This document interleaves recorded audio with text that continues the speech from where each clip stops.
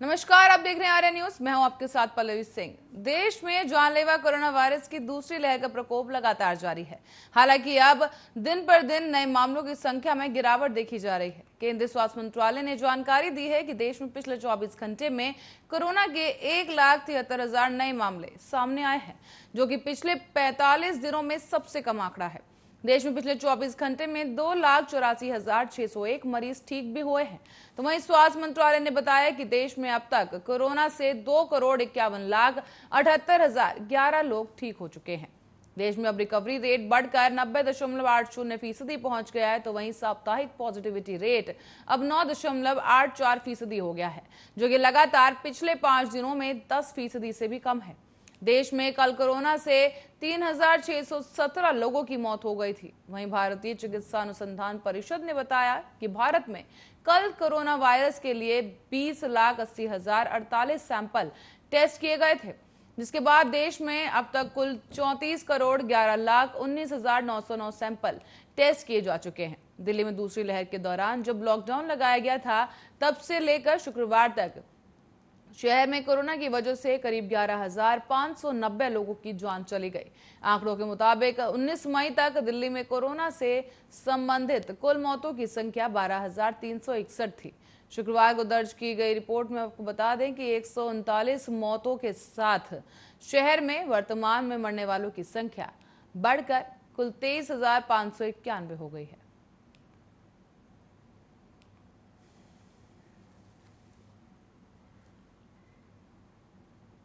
और साथ ही देश में जानलेवा कोरोना वायरस की दूसरी लहर का कहर भी जारी है।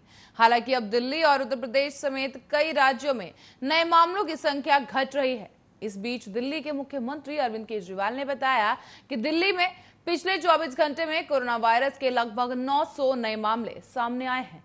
जैसे जैसे केस कम होंगे, हम अनलॉक करेंगे। मुख्यमंत्री केजरीवाल ने छत्रसाल स्टेडियम में ड्राइव थ्रू वैक्सीन का उद्घाटन भी किया।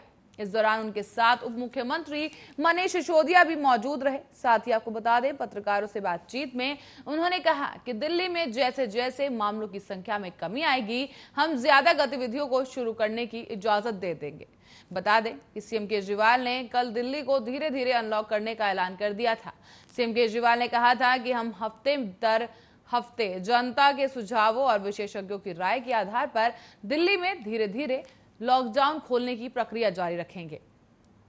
साथ ही उन्होंने ये भी कहा कि बशर्ते कोरोना फिर से बढ़ने नहीं लगेगा, तब तक के लिए हम लॉकडाउन को वापस से धीरे धीरे खोलने की कोशिश करेंगे।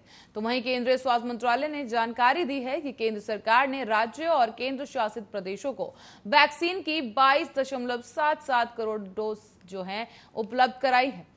राज्यों और केंद्र शासित प्रदेशों के पास अभी भी वैक्सीन की 1.82 करोड़ से ज्यादा डोज उपलब्ध हैं।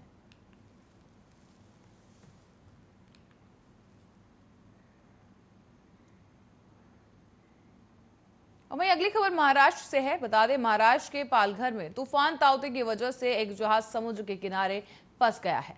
चिंता की बात यह है कि इस जहाज से अब तेल का रिसाव हो रहा है, जिससे जनजीवन पर खतरा बढ़ गया है। इस जहाज में करीब 80,000 लीटर डीजल है और यह जहाज ताउते तूफान की वजह से एक चट्टान से टकरा गया था। बताया जा रहा है कि जहाज पालघर जिले में एक वनड्राई इलाके में फंसा हुआ था और ये जहाज अलीबाग से निकला था, लेकिन ताउते की चपेट में आने के बाद ये जहाज अब पत्थरों पर फंसा हुआ है।